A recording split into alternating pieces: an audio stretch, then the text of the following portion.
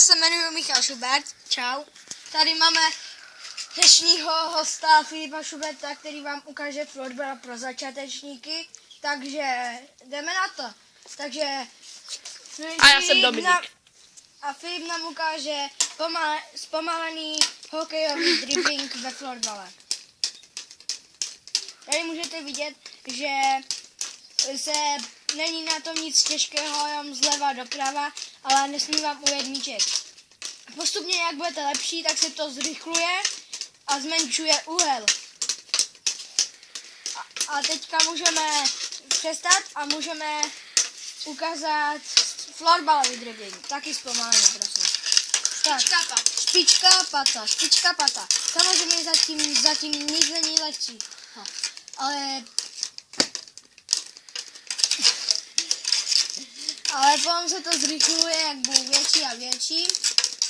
A potom samozřejmě existuje i střelba. Střelba tahem. Střelba příklepem. Do branky příště. A střelba zapěstí. Ano.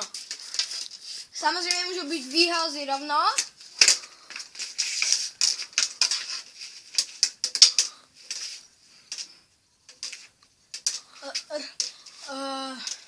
Výhozy s otáčkou. A samozřejmě výhozy z čepele na backhand. To nám ještě moc nejde, protože jsme ještě menší děcka. Ale teďka vám ukážeme otáčku. Teďka vám ukážeme freestyle, něco menšího. Počkejte, můžu na travu. Ukážeme to na trávě. Ano, tak to byl otočka z boku. A teďka vám chci říct, dejte like, ať to vidím. A za chvilku natočíme další video s Michalem Schubertem. Naschledanou a mějte se. Čau.